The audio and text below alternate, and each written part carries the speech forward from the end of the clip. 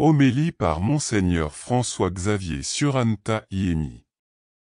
Évêque émérite de Lleida, Espagne. Réjouissez-vous, soyez dans l'allégresse. Aujourd'hui, nous célébrons la réalité d'un très consolant mystère salvifique exprimé dans le Credo, je crois à la communion des saints.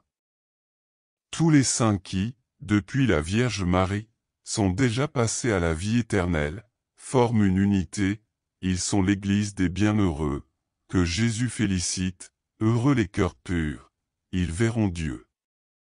Ils sont aussi en communion avec nous. La foi et l'espérance ne peuvent nous unir car ils jouissent déjà de la vision éternelle de Dieu, mais ce qui nous rassemble, c'est l'amour, qui ne passe jamais, cet amour qui, avec eux, nous unit au Père, au Christ Rédempteur et au Saint-Esprit. Cet amour les rend solidaires et attentifs à nous. Nous ne vénérons donc pas les saints seulement pour leur exemple, mais surtout pour l'unité dans l'esprit de toute l'Église, qui se fortifie par la pratique de l'amour fraternel.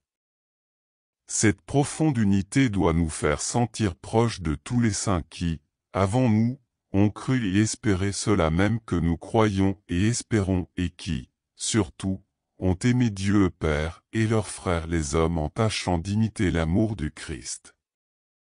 Les saints apôtres, les saints martyrs, les saints confesseurs qui ont existé tout au long de l'histoire sont donc nos frères et nos intercesseurs. En eux se sont accomplies les paroles prophétiques de Jésus. Heureux serez-vous si l'on vous insulte, si l'on vous persécute et si l'on dit faussement toutes sortes de mal contre vous, à cause de moi. Réjouissez-vous, soyez dans l'allégresse, car votre récompense sera grande dans les cieux. Les trésors de leur sainteté sont des biens de famille, sur lesquels nous pouvons compter.